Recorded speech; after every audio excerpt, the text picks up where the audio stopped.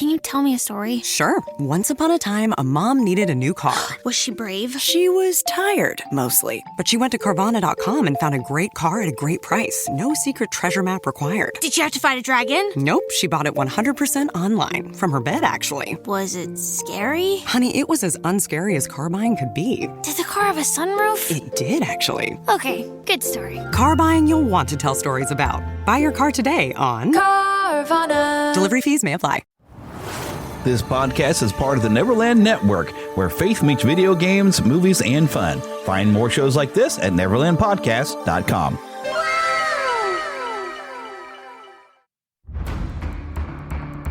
From days long ago, from uncharted regions of the universe, comes a legend. The dream that came through a million years, that lived on through all the tears. It came here, the Fandom Nexus. Fabulous secret powers were revealed to our host as he plugged in his microphone. I have a podcast! Here he is, your Spider-Pan, Jeremy.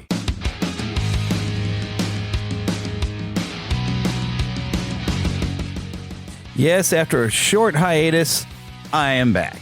Hopefully we'll be consistent from here on, but life kind of happens in unexpected ways. And just when I thought things were starting to turn around, we got hit with some car repair, some home repair, that kind of thing. And so I was dealing with that and really wasn't in the proper mindset, I guess, really to probably record. I do have plans to cover Wizard of Oz and also do a nice tribute to Chuck Norris. And even Miss Tessmacher, because she passed away, that actress as well. So we probably should throw something her way as well, because, you know, for at least that one role, she's meant a lot for us. For those of us that grew up with the original Superman films, anyway. But what I've got planned for you today, I do have quite a few trailers in the trailer park to kind of talk about.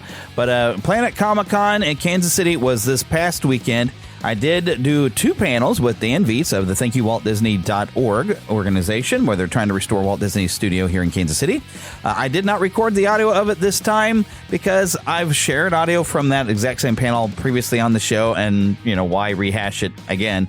Plus, it also saved me. I didn't have to carry as much stuff if I didn't bring my recording equipment in there. So I was already carrying a book and script and everything.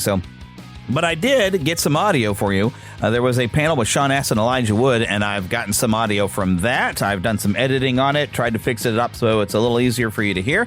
And I plan to share that with you today. So we do have a lot of fun to do here on the show.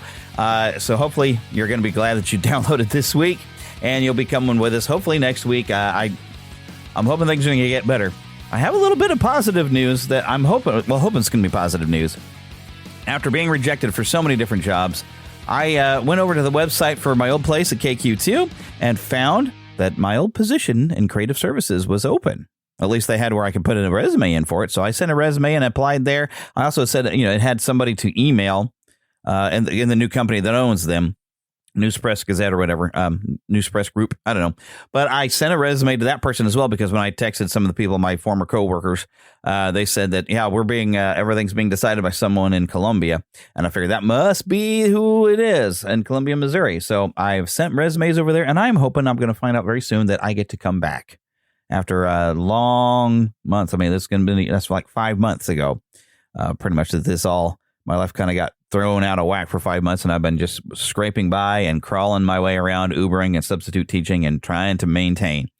And with having stuff going around with the house and the cars and stuff like that, it has not helped. But who knows? This could be the turnaround. So be praying for me.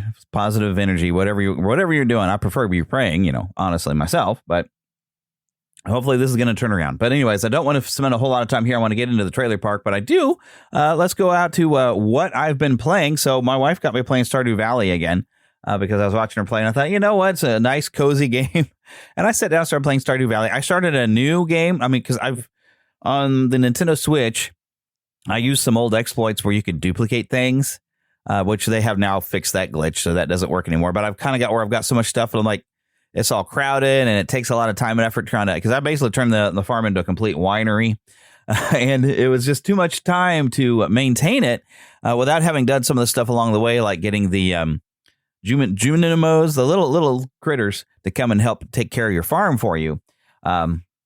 So as I might jump on the Switch again and play that, but I was like, I can play this on PlayStation now because of my account and everything. So I went ahead and I started playing, and I'm working my way up to it the normal way. I'm in year 2 fall and doing pretty good, I guess. I still can't seem to catch a sturgeon. It's the last fish I need to complete the community center for anyone who knows anything about Stardew Valley. So I am working my way around that. I did manage to get my hands on a copy of Resident Evil Requiem because, of course, I wanted to have that one. So I used my GameStop card to get me a copy. So I have been playing that as well and enjoying it. I do have video of that going up at the Neverland Gamer over on YouTube if you want to see. Now, there's a couple of videos. My capture card. Thank you, Creative Cloud, for telling me the Photoshop has been updated very loudly. Wow, I bet that picked up on the microphone and everything. Okay, so what was I saying? Oh, yeah. So my capture card that I have failed me on the audio a couple of times with recordings. I did not realize that. I don't have the greatest capture card. Sometimes it even blinks like a green screen, like it doesn't get it. I bought a thing at Walmart. Seemed to be a good price, but I don't know if I just got a defective one, but it doesn't always work as well as I should like, but it does fairly well. So I do have some video posted over there as well. So definitely go and check that out. But let's just go right into the trailer park, which should be this button here. Nope. Mama, another gator got in the house. Another gator? Give me that shovel. Come here. Get him, Mama. Get that gator. The Neverland Trailer Park. Okay, so I have like 5 different trailers for you all. Let's just get right on into them. I've been looking forward to this one. A person cannot be prosecuted twice for the same crime. I know when Rodney Hollingshead was murdered, and I know who the real killer was. No more. Go on. The mystery will be solved when I read the ending tomorrow. Ah! Why would he stop there? He was just about to say who the killer was. The doctor did. No way, genius. Oh, here we go. Ah! Last night, something terrible happened. Our shepherd was murdered. No! George is dead? Probably a heart attack. Not much of a story for you, I'm afraid. Unless there's anything out of the ordinary. Nope, I've looked everywhere. Around the caravan, underneath the caravan. What about inside the caravan? Worth a shot. Lily, what will we do? George loved us. He read us dozens of these stories. We shall solve the crime. I can't seem to face up to the fight. You all think you're smart enough to solve a crime. Do you know what humans call stupid people who can't think for themselves? Ducks. Sheep! He's talking about you. I'm tense and nervous and I forgot the line. I'm George's lawyer. Mr. Hardy left $30 million. We have our motive. Psycho killer. The people in the will are always the suspect. Look around for a better window. I'm going in.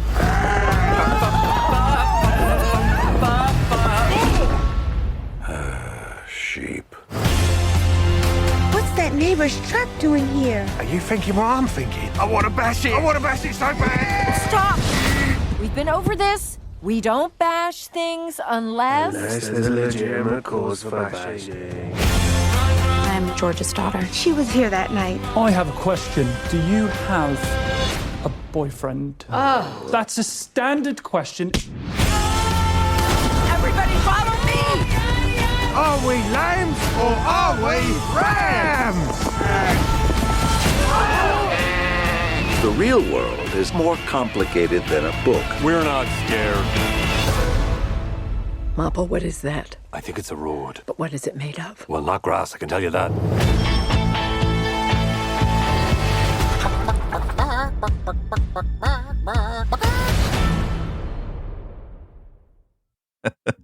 The Sheep Detectives. I am pretty excited about this. So this is Hugh Jackman is the shepherd who likes to read stories to his sheep before he mysteriously dies.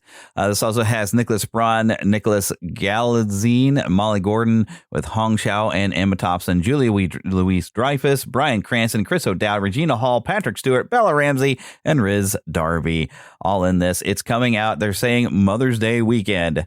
Is for the time of it. So yes, early May. So we're about a month away from this one coming out, and I am super. Did I say super excited?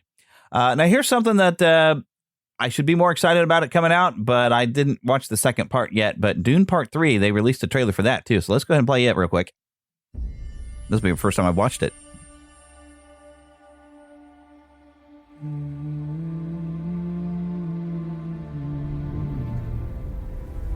If we have a girl, what will we name her? Her name should be Ganima.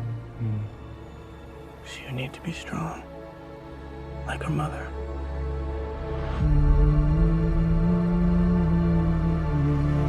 What if it's a boy? I would name him Leto.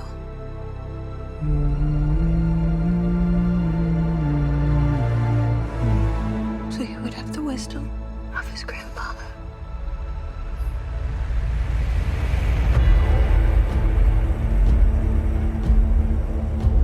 War feeds on itself. The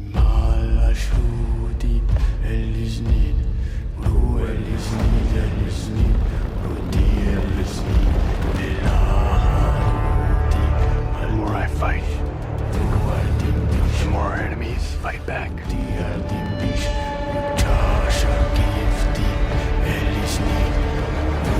I'm doing the best I can to protect my family.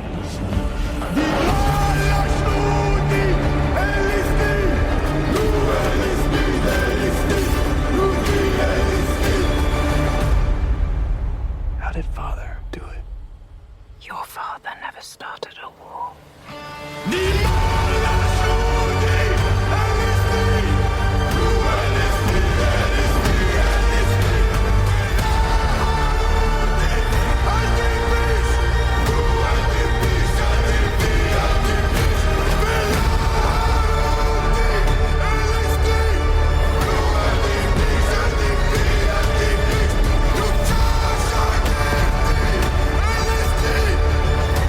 I'm not afraid to die.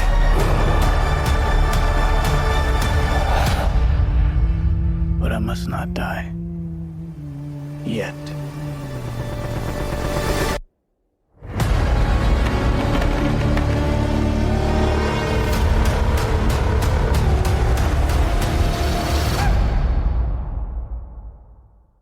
This is coming December 18th.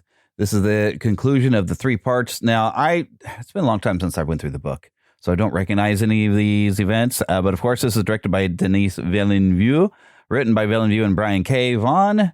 This is based, of course, on the Frank Herbert novel. It has a lot of the same cast in there. We see Timothy Chalamet, Zendaya, Jason Momoa, Florence Pugh, Rebecca Ferguson, Isaac de Bancole with Charlotte Rampling, and Anya Taylor-Joy, and Robert Pattinson, and Javier Bardem, which is nice. And also some newcomers, Nakoa Wolf Momoa and Ida Brooke. And what is odd is I'm noticing there's like over 5,000 dislikes here in the Warner Brothers version of this. I would not expect that. I think people are getting a little tired of Zendaya at this point, though, from other things I've seen. Based around, well, you know what? I see a link to it here. So let me just click this link. And because this was something I meant to talk about today. So here we go. We got a full trailer for Spider-Man Brand New Day. I can't believe our first hit in my team. MJ, come on. Pretend like you're not the happiest you've ever been in your entire life. I can't. I knew it.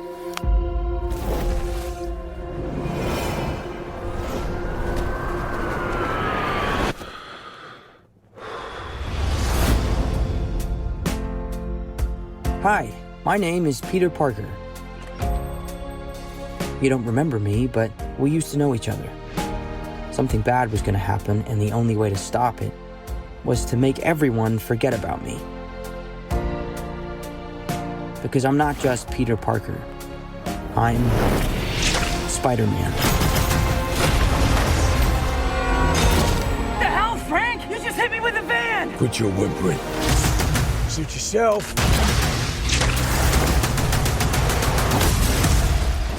Mother. Go home! And sometimes Spider-Man has to do the hard thing, even if it breaks Peter Parker's heart. What is happening to me?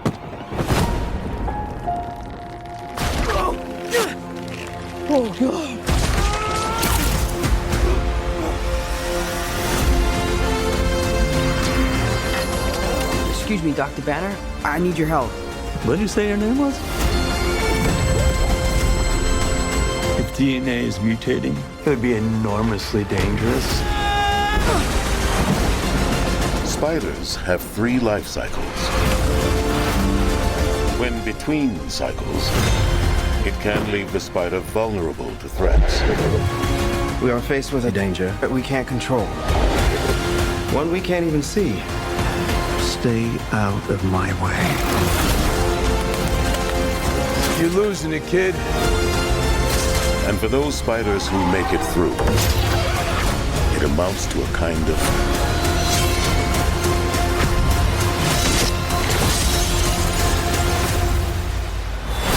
rebirth. Nice flowers. Oh, they're a housewarming gift. I'm MJ. I'm just a neighbor from across the hall. Friendly neighbor. Okay, so when you have a prior opportunity to get rid of Ned and Michelle, I'm never going to call her MJ. That's not MJ. That is a Michelle. There is a Michelle in the comics. I'm pretty sure that's where they based her.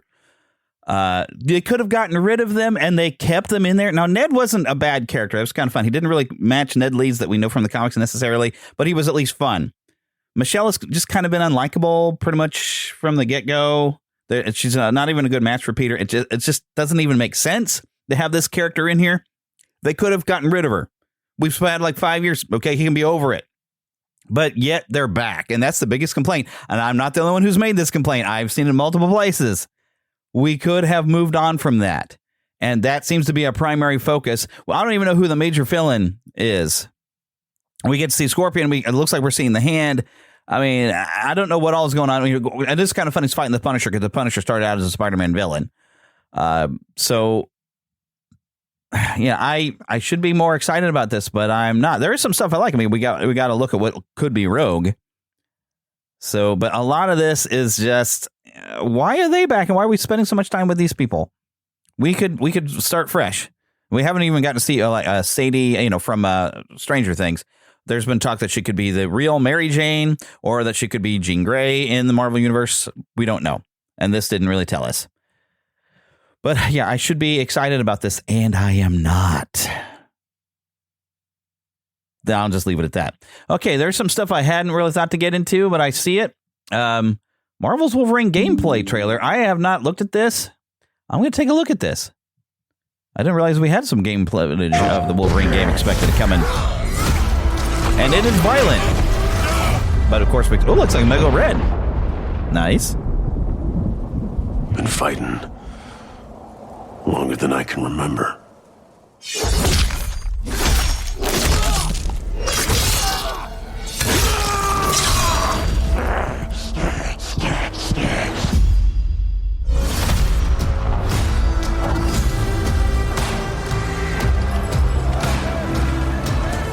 I'd like to say I'm not a violent man.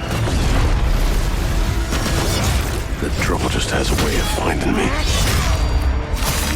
But I'd be lying. Doesn't matter where I go.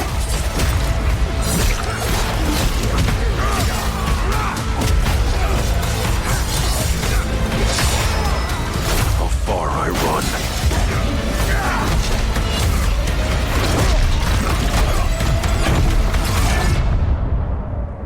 Death's always waiting.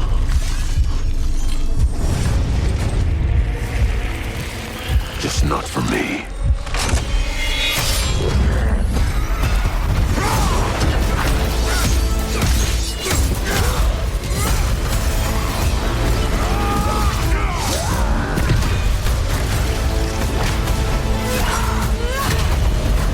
Because I ain't no hero. I'm Wolverine.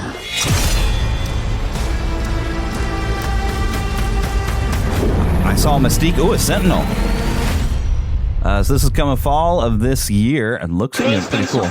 They appeared to have gone the route, if anyone saw the X-Men Origins Wolverine game, the very violent, and even some of the fighting looks very similar to that. So it looks like they kind of went that route. with the game. Going to be a very, very, very violent game. And it's being brought to you by, oh my goodness, by the same people who brought us those last couple Spider-Man games that have been pretty good. So I am kind of looking forward to that. Here's something else I haven't looked at yet. Disclosure Day, an official trailer for it. So let's take a look at this one. I'm going to have a lot more than 5 trailers. What did you steal? Secrets. The data they paid me to protect. Are they people?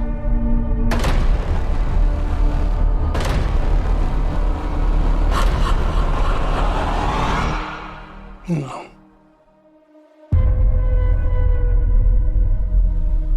Good morning, Kansas City. Let's take a look at today. Today is today's. Do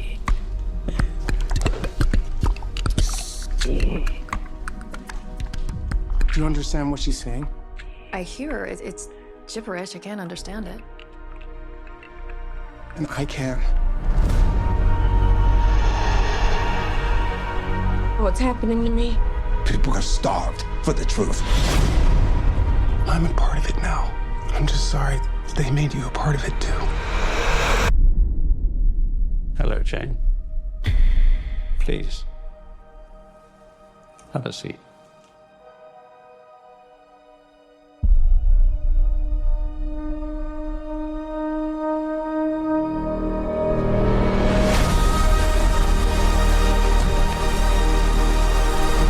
This 79-year terror campaign of lies has to end. What are you gonna do? Full disclosure to the whole world. That truth will upend all established order across the entire world. If you do this, there's no undoing it.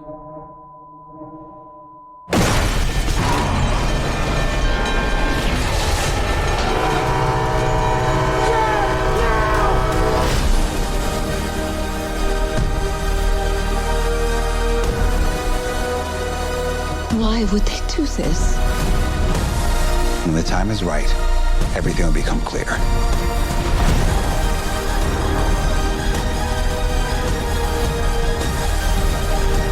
Whatever happens, don't you let go.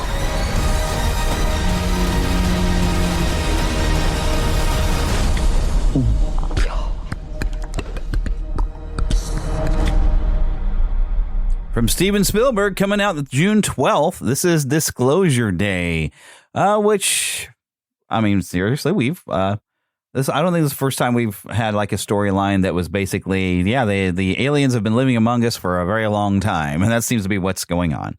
So, but either way, it looks pretty cool, and it's a Spielberg movie, so you know what? I'm thinking this could be good. All right, there's a couple more that I'm kind of excited for. These I think I did have on my list. I'm finding the links here on YouTube. But this one just came yesterday. I think, yeah, 2 of them just came, not yesterday, but a couple days ago. Well, of course, depending upon when you're hearing this. So here is the newest trailer for Supergirl. Hey, it's going to have music in here. I'm probably going to have to cut out. So coming back. You know, I'm just worried that you're not going to find your stride here if you keep going off world all the time, Kara. I'm worried you're not going to find your people.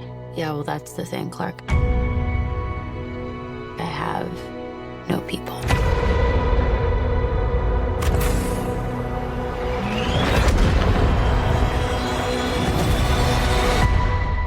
Oh, miss wherever you are, buddy.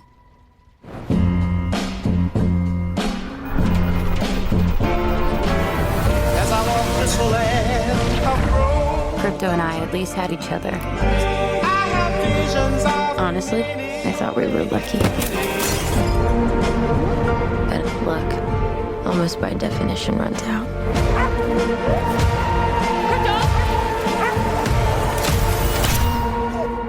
What can I do?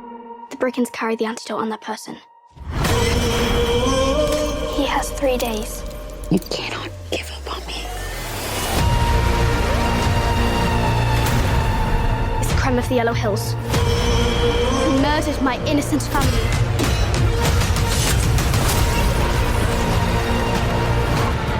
Just do what I say. And don't die. This does not look like this is gonna end well. For you guys.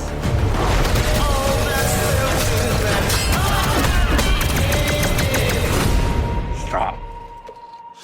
You're hurting my head.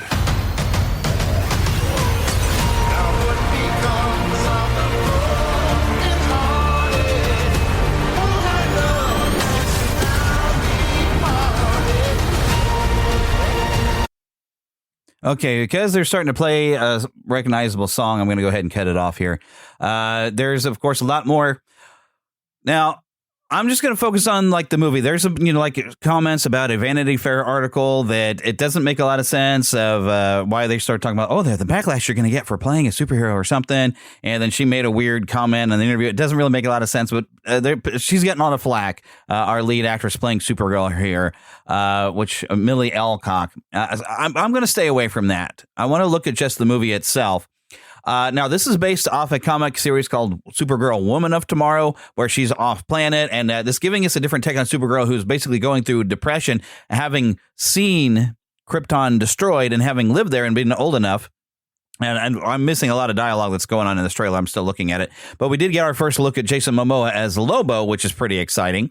But from the look of this, like a lot of the storyline is the major villain from the Woman of Tomorrow is going to do something to shoot Crypto with a dart that's actually killing him in 3 days, which I guess would give the capability that it would kill her as well, kill Kara. Because if you can kill Crypto, you can kill a Kryptonian dog. You mean a Kryptonian, you can also kill. I figure. All right. Golly, I don't know. I wonder if I can show the trailer for Backrooms. I just saw that pop up over here. It's like, because I just saw that yesterday, and it's going to be a horror film, and I'm kind of interested to see it. And I don't think there was any language in that one. We might look at that one later. I'm just adding more stuff onto the list of things I was going to play for you. But overall, I'm still interested in see this. The only other complaint is people like they're tired of James Gunn, and they thought, oh, this looks like it's going to be a Guardians of the Galaxy style movie, and It's like, well, James Gunn isn't directing this. He's kind of the Kevin Feige of the DC cinematic universe that we're getting. And just have some patience. Take a look. If you really just did not like that Superman movie, then okay, you're not going to like this probably. I liked that Superman movie. I enjoyed it, so I'm down for this. I want to check it out. I want to see it. So that's kind of where I'm sitting, and I'm hoping she hasn't really said anything too stupid, or a lot of people are comparing her to the Snow White film and what that lead actress was doing that kind of tanked that movie. Although the movie itself looked like trash, this movie doesn't look bad. And one thing I'm seeing is potential for like a character growth arc for Kara, because we see her suddenly, by the end of the film, she is going to don the Supergirl suit, and I wonder if she's starting to agree with Clark and Clark's methodology of things and choosing people to be her people, and maybe she'll decide to reside on Earth a lot more. I kind of see it maybe going that direction, that, she doesn't wear the costume or anything for a long time. And then at the end, she decides to embrace being a hero of some sorts. And so I expect to see a character arc that I think it'll be good. So I'm hoping that's what we're going to see. And if that's what we see, then that is fantastic. Okay, so before I get to the last one, let's go ahead and play the Backrooms trailer, which I did watch one yesterday. So this is probably the one I saw. I found something. In the store. Okay. What did you find? The place.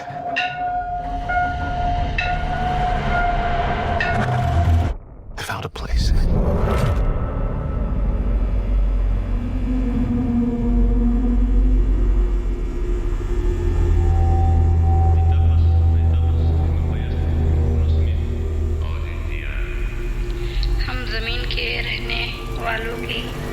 Hello? आपको खुशामदीद कहते हैं। Anyone there?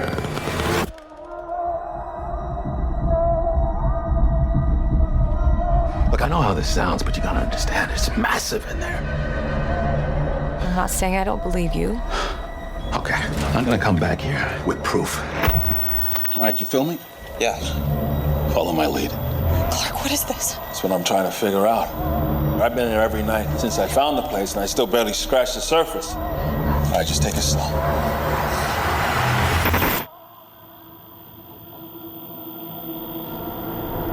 Oh my God. Pull me up, pull me up, pull me up! What do you see? All these rooms. This place built them. maze. It just goes on and on. Sometimes I'm scared I'll get lost. Clark, can you hear me? I don't understand. What is this?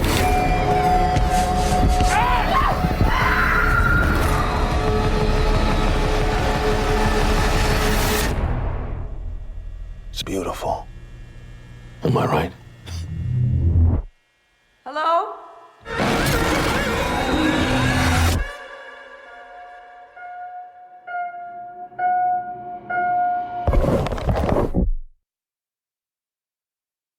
All right, May 29th, based on the series by Kane Parsons. It's been on YouTube. He's pretty much, a lot of the lore that we get for the Backrooms has been based off his video series he was doing.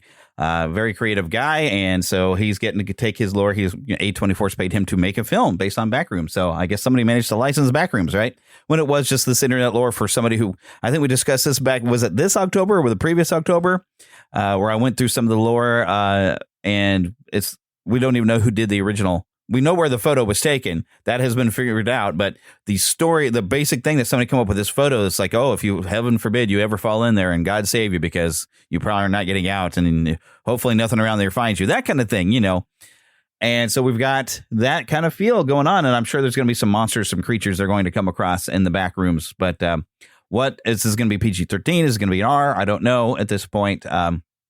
Depends upon how gory they are. I recognize one actor. I believe he was in the Matrix films. I think that's where I recognize him from. I should have stuck around on there and looked at his name. There's also been another film I'm not going to play the trailer for, but I was kind of curious about. It was called The End of Oak Street, and it looks to be like a time travel thing. It's basically this entire street just goes and vanishes, and then everybody there ends up somewhere else, and there's dinosaurs. So I'm calling it a time travel because even the opening shot has a clock ticking. So I think they're hinting it as a time travel, but why did they time travel and how will they get back and that kind of thing? Should be interesting. Okay, but now let's get down to it. Last one I want to share with you is we got another trailer for the Masters of the Universe, and I'm excited. Here we go.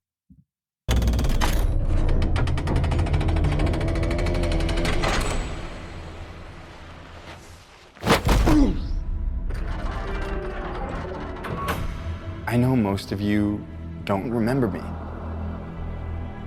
But I know all of you.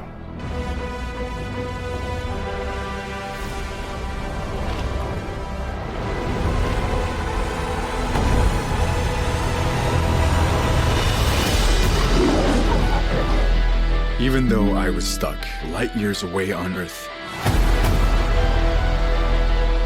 I never stopped trying to get back home.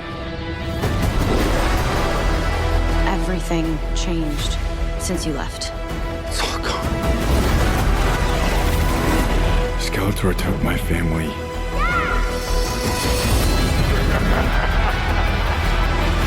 And he destroyed our world.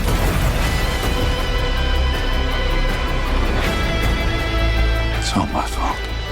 I know how it feels to fail. Take the sword. Then when you fall, that's your chance to stand tall.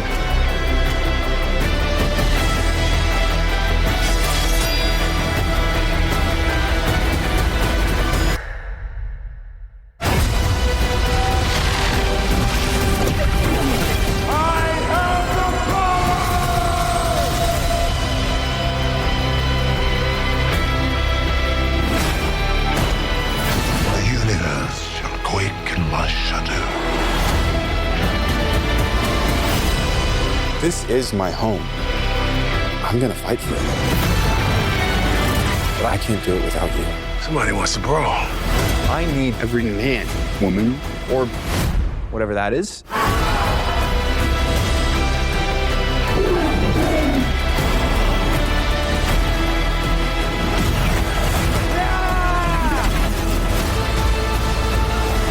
You may have the power, but you're too scared to use it. Trust me, I know how to use it.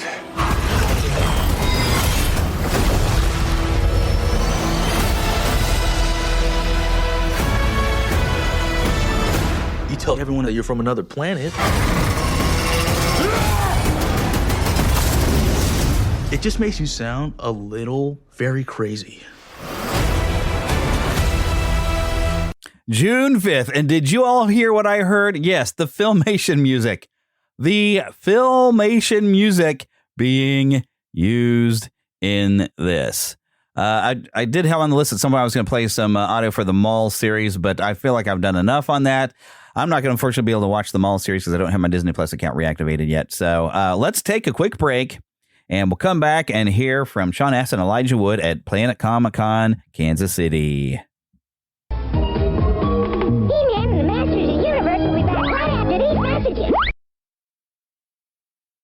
Mom, can you tell me a story? Sure. Once upon a time, a mom needed a new car. Was she brave? She was tired, mostly. But she went to Carvana.com and found a great car at a great price. No secret treasure map required. Did you have to fight a dragon? Nope, she bought it 100% online. From her bed, actually. Was it scary? Honey, it was as unscary as car buying could be. Did the car have a sunroof? It did, actually. Okay, good story. Car buying you'll want to tell stories about. Buy your car today on Carvana. Delivery fees may apply. Are you a fan of Adventures in Odyssey, Lamplighter Theater, or Jonathan Park? Want to join other fans for discussions or behind-the-scenes info about these shows? Or maybe you're looking for more great audio drama to listen to with your family. Do you enjoy hearing exclusive interviews with the cast and crew of your favorite shows? Then Audio Theater Central is the podcast for you. I'm JD Sutter. Since 2010, Audio Theater Central has been exploring the family-friendly audio drama world through news, reviews, and interviews. Join me and a rotating cast of co-hosts each month for another episode featuring the latest updates, in-depth reviews of new releases, and conversations with the actors, writers, directors, sound designers, and composers who create your favorite audio dramas. And maybe we'll introduce you to some great shows you've never heard of before. Find us at audiotheatercentral.com or in your favorite podcast app. That's audiotheatercentral.com. Now back to He-Man and the Masters of the Universe.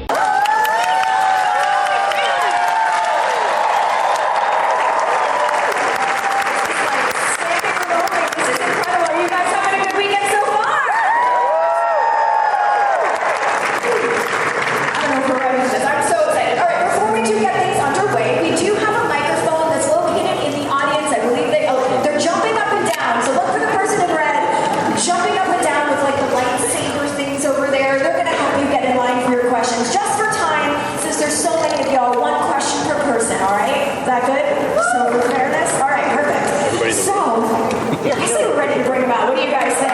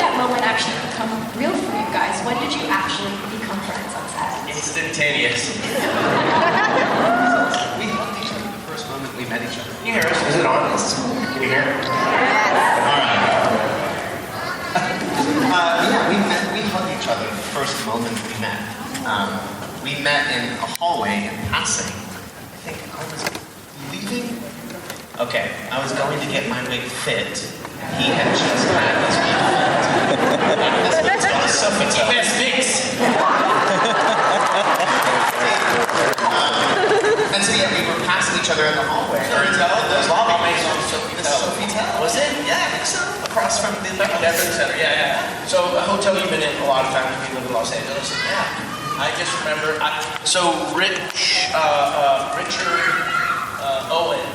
Peter Owens. Peter Owens.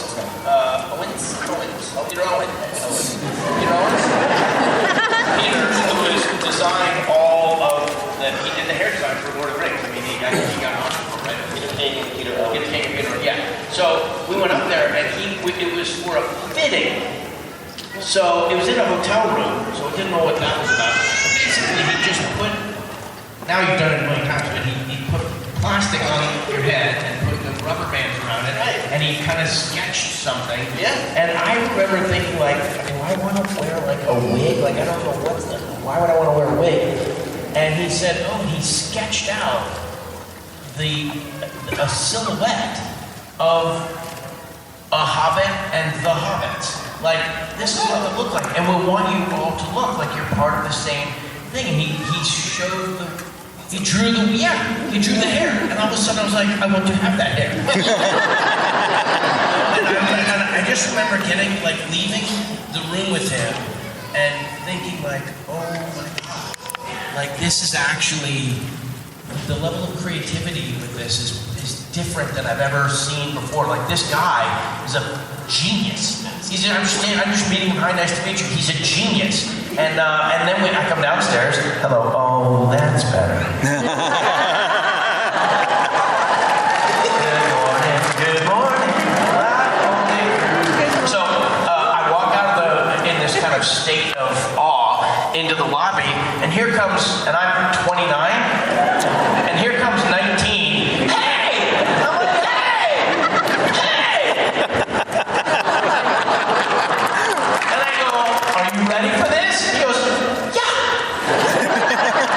And then we get down there, as it turns out, he was very ready for it. Not so much! So I was going to say, one of the coolest things about these conventions and Planet Comicon in general is the incredible cosplays. And I mean, I've seen so many Lord of the Rings cosplays this weekend. So I wanted to know if the two of y'all had the ring.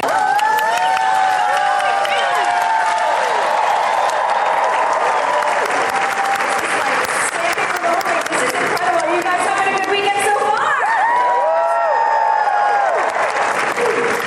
I don't know if we're ready for this. I'm so excited. All right, before we do get things underway, we do have a microphone that's located in the audience. I believe they're jumping up and down. So look for the person in red jumping up and down with like the lightsaber things over there. They're going to help you get in line for your questions. Just for time, since there's so many of y'all, one question per person, all right? Is that good? So fairness? All right, perfect. So, I say we're ready to bring them out. What do you guys think?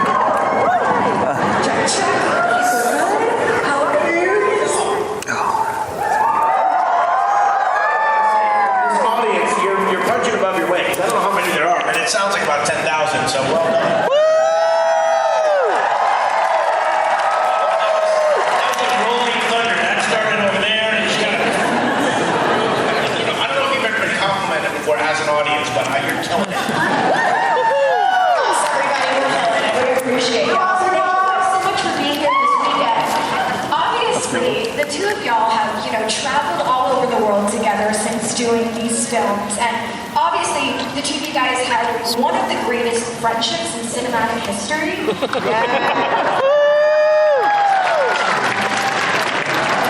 I want to know, when did that moment actually become real for you guys? When did you actually become friends on set? Instantaneous. We loved each other the first moment we met each other. Can you hear us? Is it on? Can you hear? We hugged each other the first moment we met. We met in a hallway in passing. I think I was leaving. Okay, I was going to get my wig fit. He had just had his wig fit. This was Sofitel. Best fix. And so yeah, we were passing each other in the hallway. Those lobby mates on Sofitel. Was it? Yeah, I think so. Across from the Veterans Center. Yeah. So a hotel you've been in a lot of times if you live in Los Angeles. Yeah. I just remember.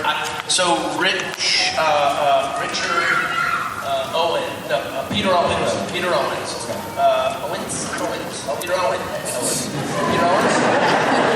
Peter, who has designed all of the, he did the hair design for Lord of the Rings. I mean, he got an Oscar, right? Peter King and Peter Owens.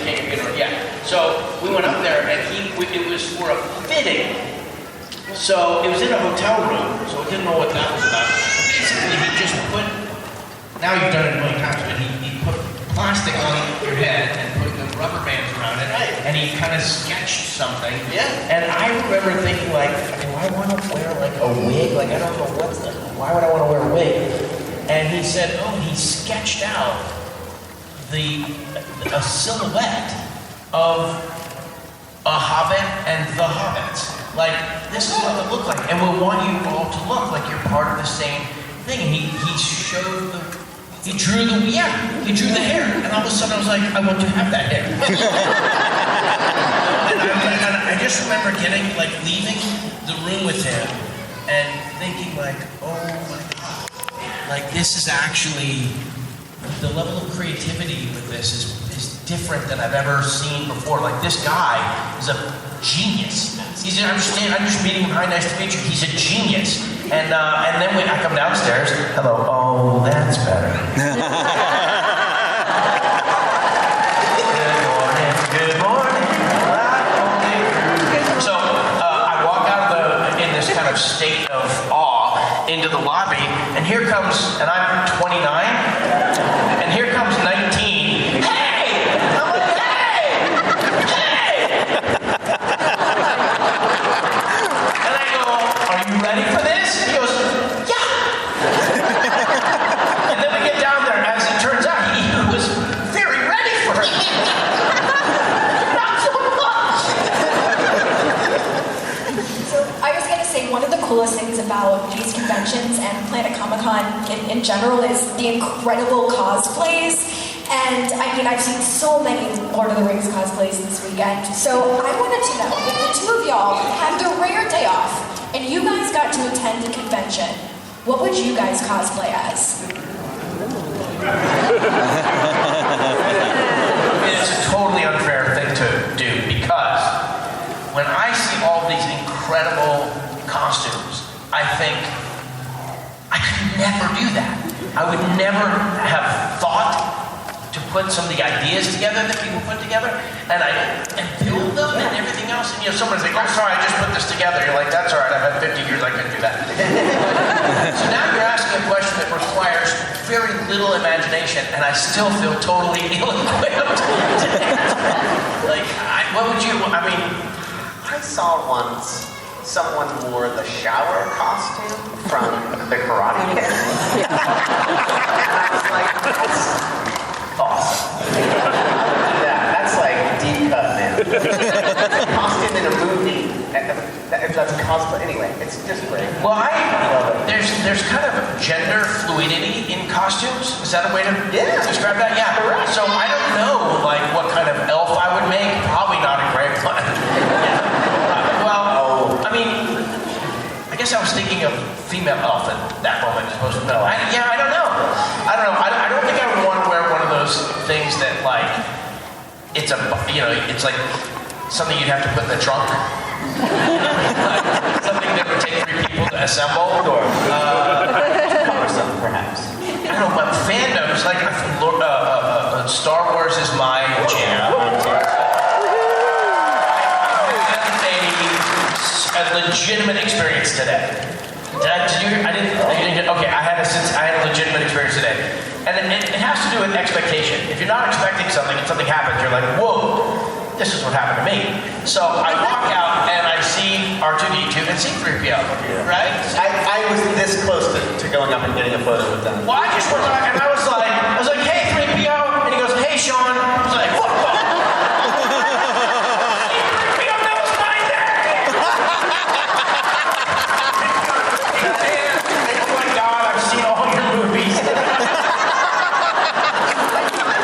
I did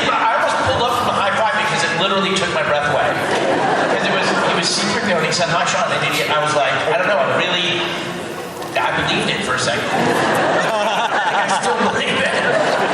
Human-cyborg relations. I should have taken a photo. Because I wanted to show my kids, you know. I met C-3PO and R2-D2. I was on my way to the booth. Yeah, so was I. But you made it that good. Stop. What about getting a hug? Could I have gotten a hug from C-3PO? That would have been... I reckon they're still here somewhere. I don't know. You think C-3PO was like, not today? I'm feeling it right now.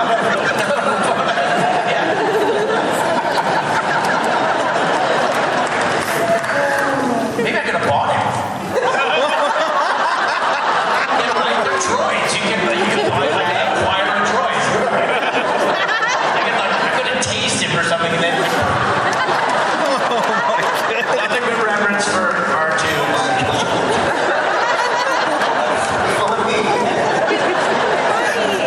Alright, so I'm not going to get that out of my head.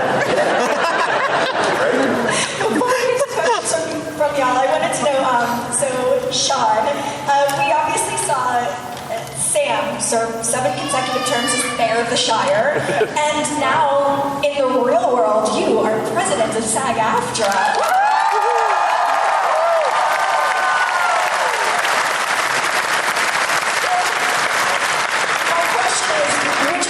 To negotiate with 200,000 Hollywood actors or a village of hobbits?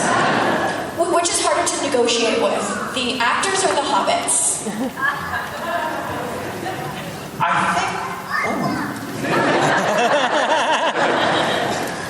I'd say it's identical for the following reason.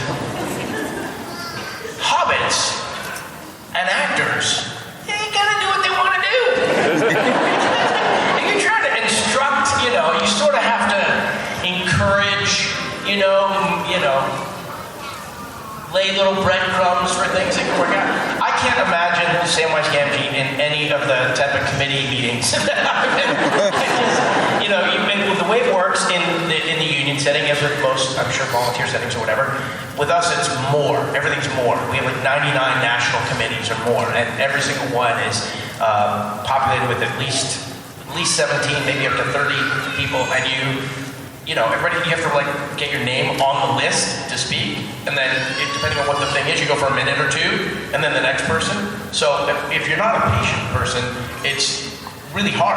It's hard because we're all actors, we all want to talk at the same time, but you gotta wait, you have to be patient, and just that you've been waiting for 19 people, and by the 20th person that you are, the person right before you said exactly what you want to say. So now you have to decide, am I going to take my name off the list, because I already had what my question is, or am I going to come up with something different to say? That's probably what it's like with Hobbits too, I bet. All right, so we do have some questions from y'all. So, there's the light. Step into the light. Hello, what's your name? What's your question? I know, honey. My name's John. My question is, like a lot of people, these films have meant a great deal to me, and clearly they've had an impact on the people here in this room. I'm curious if portraying these characters changed you guys personally, and if there was an experience that you still carry with you today. That's 2 questions.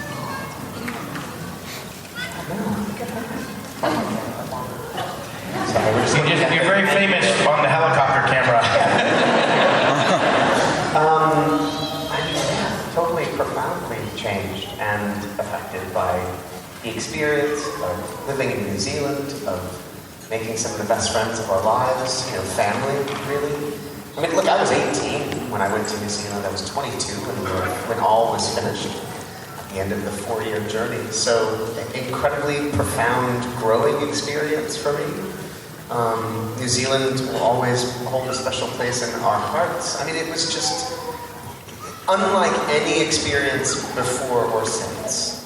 Can't be replicated. It was in its time. Extraordinary. I think what I hear you mean, and I could be wrong, but the quality of the character, Samwise is loyal. And I feel like what you're wanting to know is, did I learn how to be a more loyal person by playing Sam? I hope so. Maybe. There's a lot of Sam in you. Or, you know, I think that's...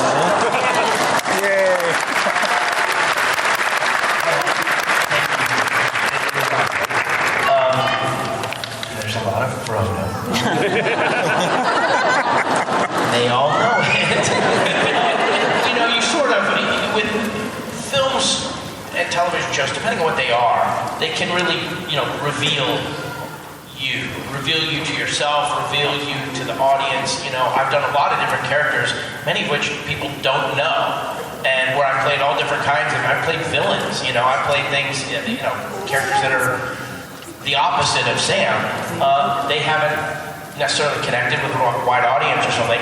So because Sam has, you sort of like, oh, that must be who you are. So when I was elected for president of SAG-AFTRA, I know that part of the confidence that the membership who voted for me feels because of Sam and Rudy and Mikey from Goonies and those kind of things.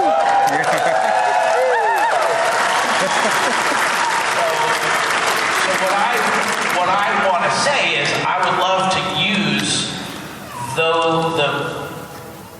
qualities that those characters exemplify.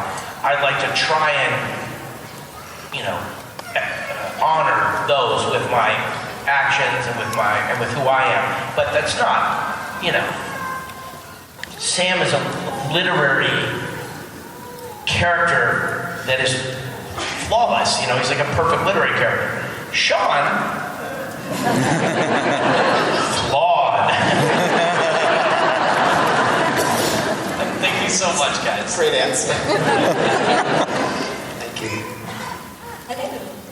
What's your name? Hi, I'm Jillian. Hi, Jillian. Hi. So I, like I'm sure many people here, had these movies on repeat through my adolescence, and I say this with profound respect. There were scenes in adolescence that would be watched if I didn't know where the remote was to hit skip. But now, visiting them some 15 years later as an adult, I get it. And so my question is that I'm sure as actors, you understood the scenes at a very different level being in them, but are there scenes, are there moments that you go back to that you understand differently now with the benefit of time and maturity? That's a very good question. Yes. Okay. I think so. Yeah. I mean, I'm sure that would be true. I haven't seen the films in so long. They're good.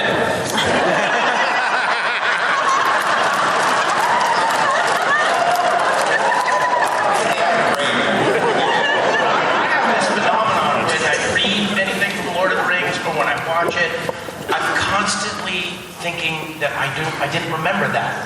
Oh my gosh, I didn't remember that. It's like, well, you were there, it's you. Like, so I don't know if it's just a quirk of my brain or, you know, the nature of memory, or I don't know what it is, but I always will find things. I mean, things that you know, that the elder characters say, or things that happen with the Gondoria or whatever. Like, we're on Gondor. Gondoria is what you catch if you spend.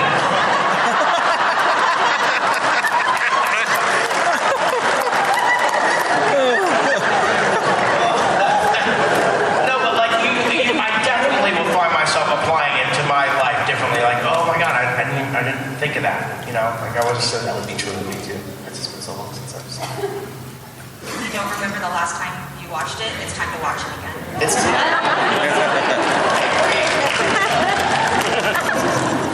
some friends of mine. Does anybody here lives in New York? I'm assuming.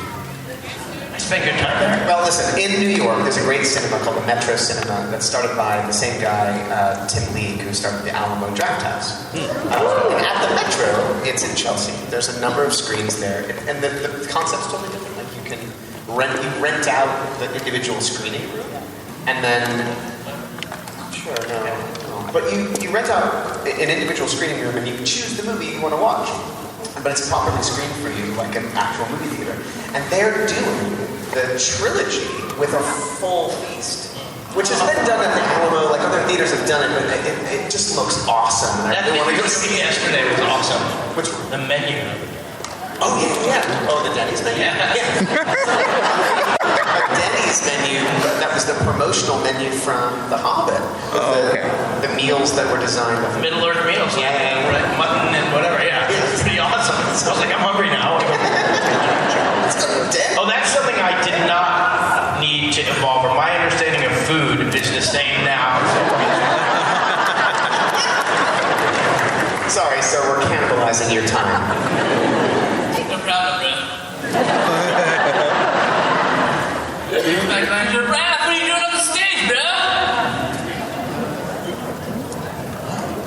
What's wrong? Say that again. Raph, my bro, what are you doing on the stage? What are you talking about? Stop talking to me, sir. It's Raph from Ninja Turtles. Yeah. Johnny! My question's for the bearer bro up there.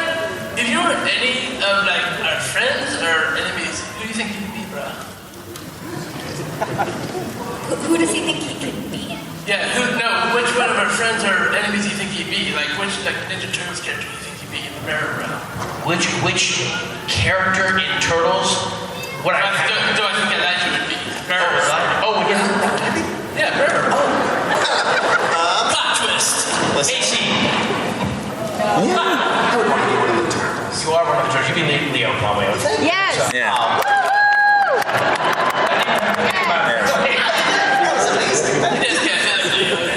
I like, who's Raphael's is he the party dude? No. No, that's me! That's me, man! Raph's a badass. Right? So, yeah. Leo. But Leo, I don't know if I've ever said this out loud, but you're a natural born leader. Yes. Yeah. You may not realize it, but you are a leader. You are a leader. No question about it. Really? Confident, smart, ideas, listen. You're a good leader, bro. Thanks, dude.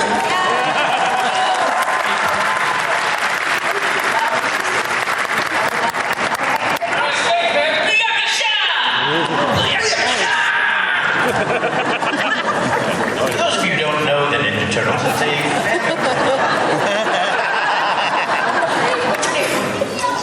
Good afternoon, Sam and Frodo. My name is Captain Kirk. I want to talk to you guys about the song Into the West by Annie Lennox. It plays during the end credits of Return of the King. I think it's the most beautiful song ever written. In fact, I've decided that when it's my turn to go to the Grey Havens, that is going to be the song that plays my funeral. So you'll have everybody weeping. Yes. My question to both of you is, what was your reaction to hearing the song Into the West for the first time? It's so emotionally devastating. To add that song at the end is just, it's a beautiful coda to that story.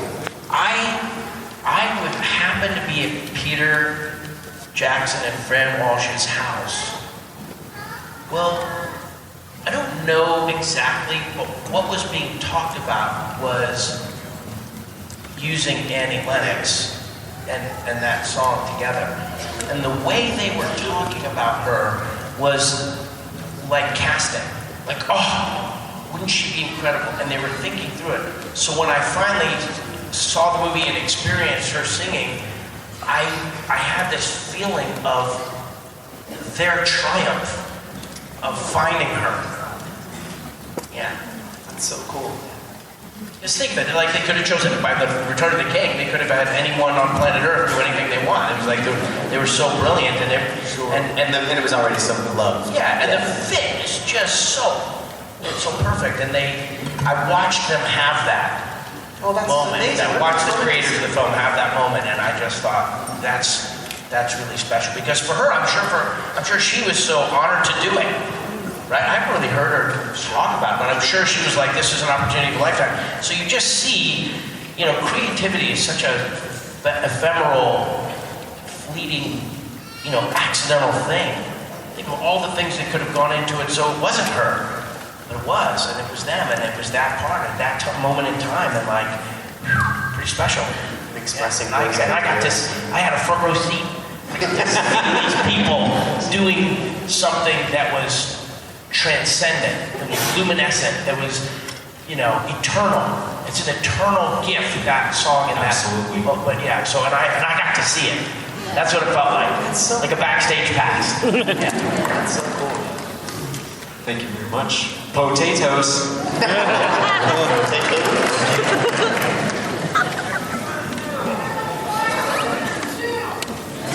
Right. A nice piece of fried fish. Go on then.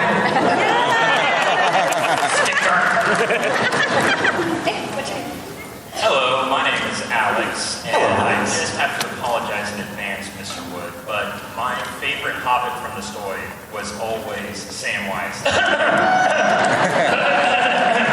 Hey, how you doing? Go on. My question is for both of you, and it is, what is your guys' favorite scene or quote that your character had in Lord of the Rings? My favorite Frodo quote is, "I know what I must do, but I'm afraid to do it." Which is just such a moment of vulnerability, realizing what he has truly ahead of him. You know, he accepts the sort of journey. Even at the council and all around, he's quite, I got it. You know? And I think that line is, really realizing, like, it's enormous and terrifying. And, followed by Gandalf's wisdom, it's just beautiful. And I love that scene. I'm trying to remember what you say or when you say it to Gandalf, when it's like he has some part to play in this or something. I think it's that same scene, is it not? No, it's later. It's Faramir or something. Asking about Gollum. Yeah. Why didn't Bilbo kill him when he had the chance? There's something about Frodo understands that it's not over, and Sam's like, "What are you doing? Like, this is a bad guy." And there's something about the way you do that that I think is pretty special. It's because it's really it's the, I don't know what the right word is. It's the hinge of that kind of philosophical premise that there's good and bad in all of us. Yeah. And Gollum, Smeagol Gollum represents that, but then you're kind of like, you're literally, if you didn't see that, if you didn't have some sense of goodness and curiosity and adventure or something about it, or like mission focused, there's just something really alive about that I like. There you go. Yeah.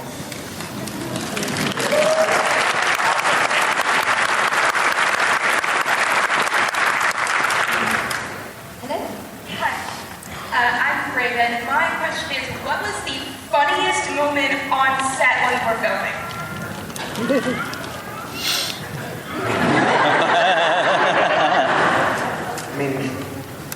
The single funniest moment? It's hard to say. We laughed a lot. Why do we all do this? My daughter, Bella, when she was younger, she won't play favorites. No, what's your favorite color? I don't do favorites. Yeah. Now she put down an edict. I don't know if she's still like that now. But because it's painful. It's like, what about all the other funny moments that we don't choose right now? What is something funny? What popped in my head, because I just saw it the other day scrolling, was Christopher Lee tripping on his gown. I just can't get up these stairs. The stairs of the costume really is a menace. He says something about costume. Dom always is a menace. people, gastro phenomenon. Back to our first day, I farted. Falling on, all of us falling over each other down. Marion didn't run into us. We landed on a wooded road and I farted a lot. Everyone had a laugh. That was a very healthy thing to do. Sam was very protective. It's fragrant!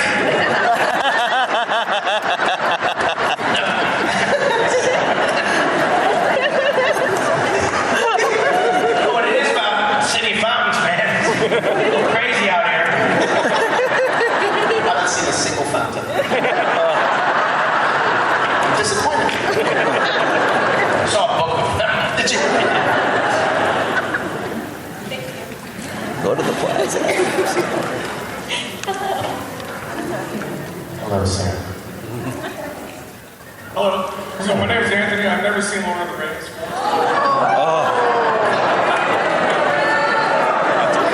That's okay. I've never seen Lord of the Rings. Hey, listen, that just means that he's sitting on gold. I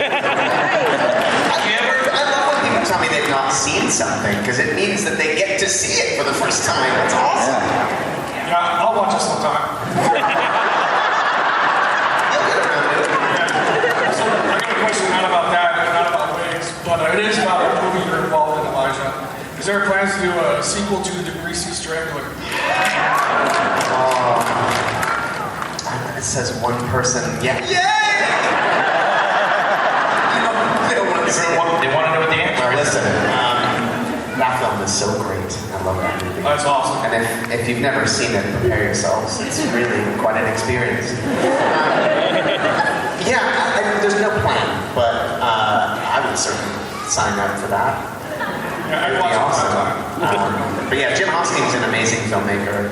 We actually produced his most recent film, Ebony and Ivory, which is this sort of like alternate universe. Hey, there we go.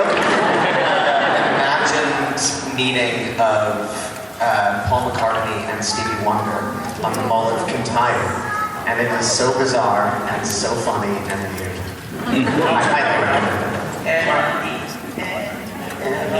And they never sing the song in the movie. It's just about them planning to work together. Oh yeah. Interesting.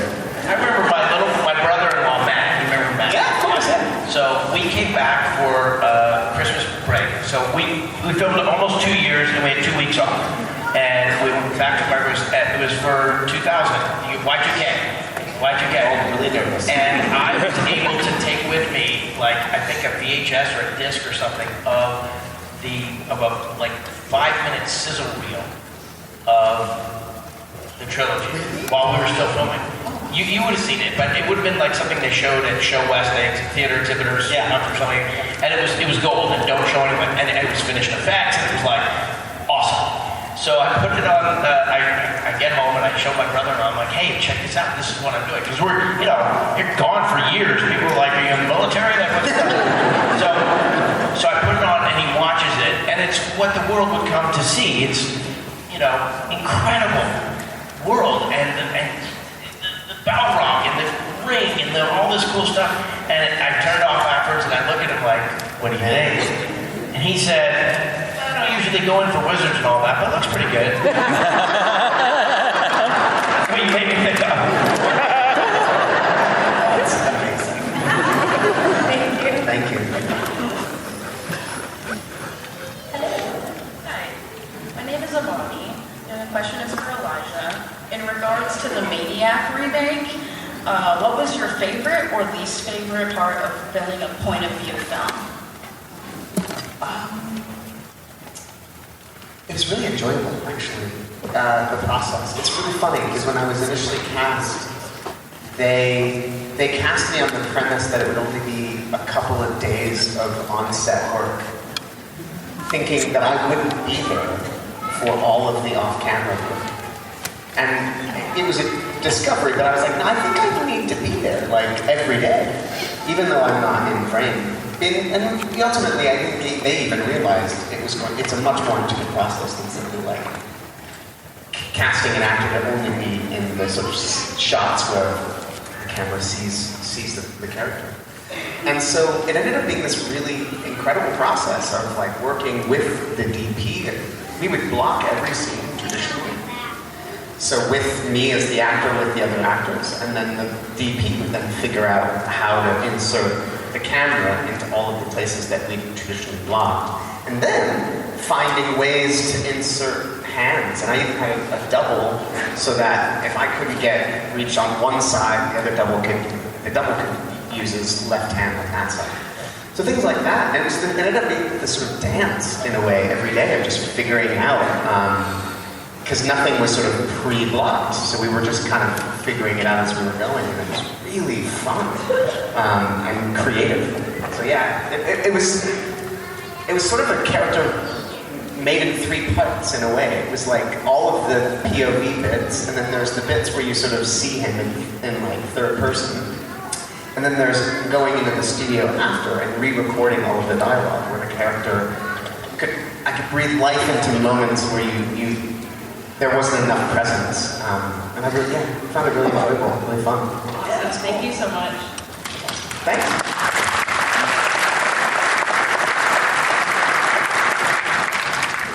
What's your name? Hello, my name's Devin. First, my wife wanted me to say to Sean that you were her first crush growing up, childhood lives after seeing movies.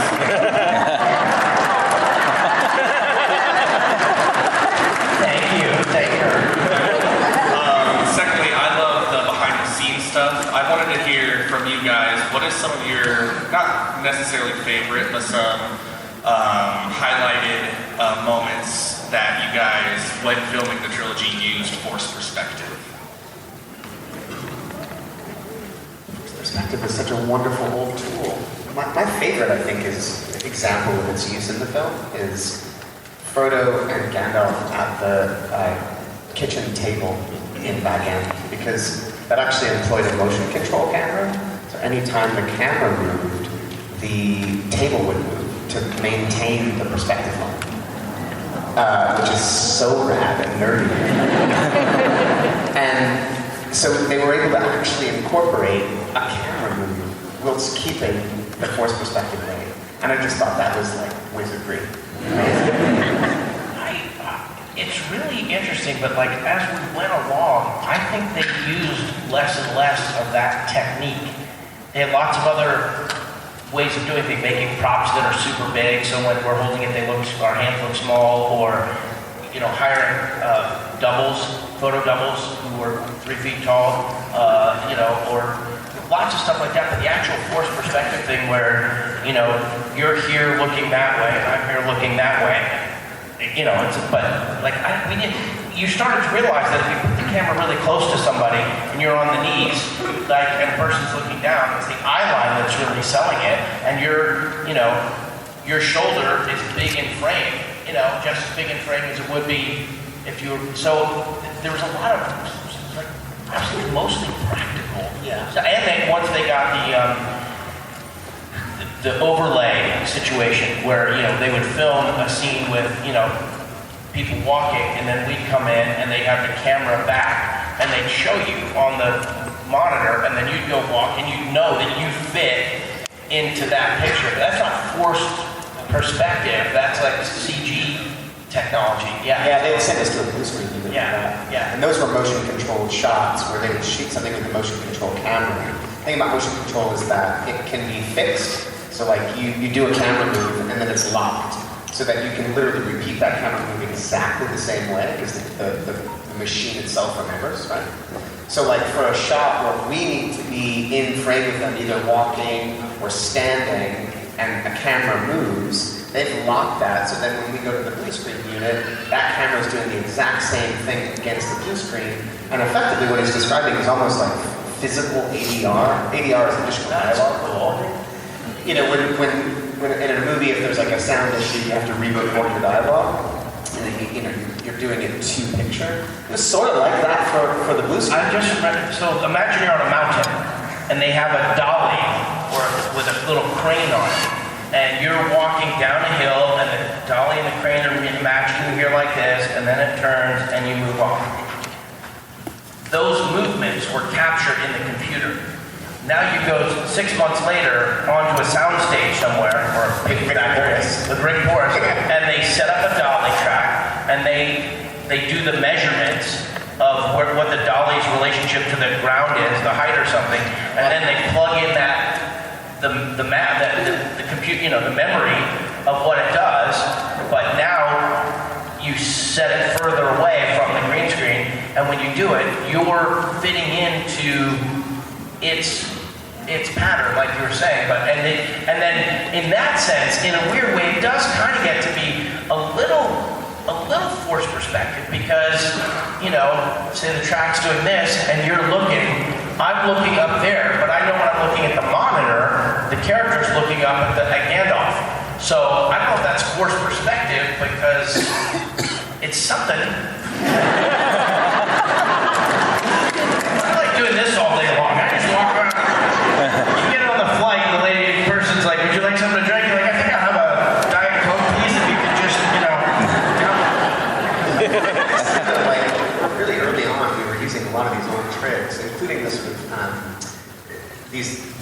people on stilts with like, what do they call those guys? Picatures. Yeah, so they would basically make what looked like large humans walking by us. And it wasn't the head bit, it was just sort of body, arms, and torso. Yeah.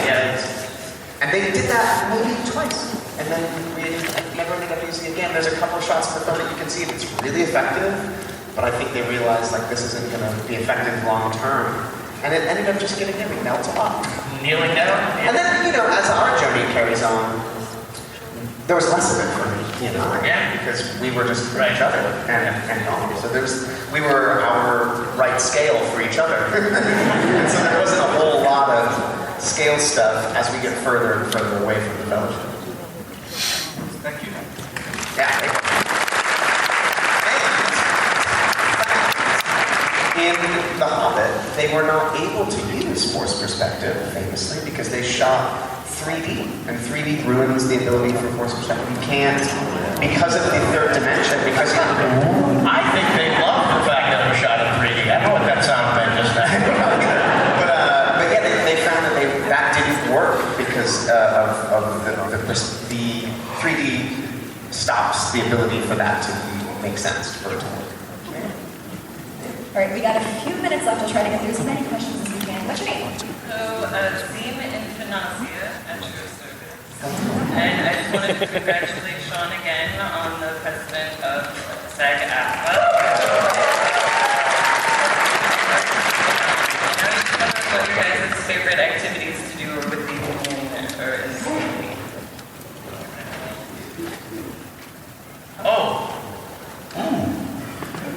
There's a lot.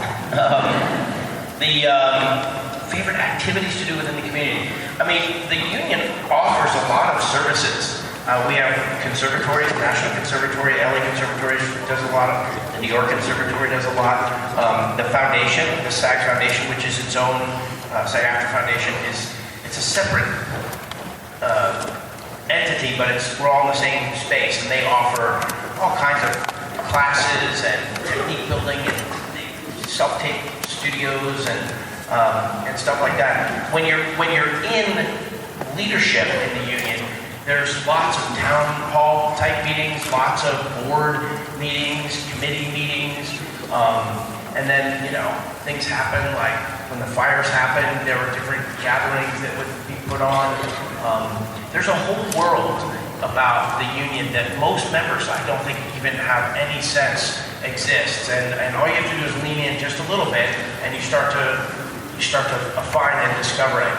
So it's a really cool question, though. We do lots of fairs, like a mental health fair they did at one point, a health fair, and some really cool things. Yeah. Yeah, thank you. I feel like I know more about the union now because of Sean.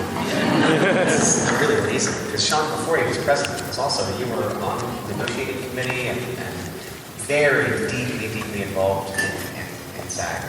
And I speak for the other Hobbits as well, learned so much about it, the way that he would discuss the current sort of state of things and the industry and the challenges that the unions face, or that the union faces, the actors face. And then now, as a president, we've got like a first front row seat to everything that's going on. It's amazing. I love it. And there's no one better suited for this, because Sean, the amount of work that he's put into understanding every effing facet of the to such an incredible degree. He's done so much homework, and I think arguably more than most people do, frankly. And he's just so perfectly suited for it, and he cares so deeply. So it's awesome.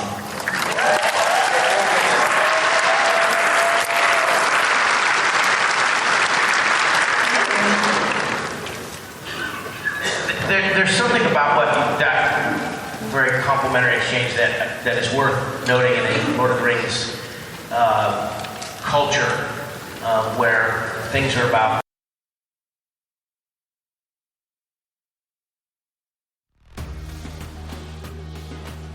Alrighty, so now we do want to point you towards NeverlandPodcast.com. That is the home of the Neverland Network of Podcasts, where we do want to point you to links to Podgagement and Dubby. Those, of course, two sponsors we have. Podgagement is Daniel J. Lewis's fantastic company. If you happen to have a podcast, he's got all the tools you need to succeed. And also, Dubby, if you happen to be a gamer, you want energy, you don't want the jitters, they have a lot of healthy drinks right in there. We do want to thank Karen Kennedy, Ricky Pope of Christian Nerds Unite, and Darren Wilhite of the Wilhite and Wall Show for helping me out with our intro. Don't forget, you can email us, podcast@neverlandpodcast.com. We're on x.com as Neverland PCast. We're on Facebook as the Fandom Nexus. The group, though, however, is still under Neverland Podcast, but that's okay. I just do stuff for the entire network there. And, of course, on YouTube, we are now the Fandom Gamers. You can find all our gaming videos there. And do not forget, okay, patreon.com/Neverland Podcast. You can find links for that, of course, at neverlandpodcast.com. If this show has been a part of your life in the last 12, 13 years, you want to help keep it growing, you can join our Patreon. And even at $5 a month, you help keep the lights on, help us grow towards bigger projects, bigger goals. And that's also where on Wednesdays, you get the episodes ad-free before anybody else, although this is going to be Thursday that you get this one. Things kind of went wrong yesterday. And then everybody else gets the episodes on Sunday. So you get the episodes early, and any bonus things that I do is going to go to Patreon and not into the main feed. No copyright infringement is intended, and copyright is held by the respective owners. Content is shared for review and commentary purposes under fair use license. And now, get lost in an adventure, and we'll see you next time.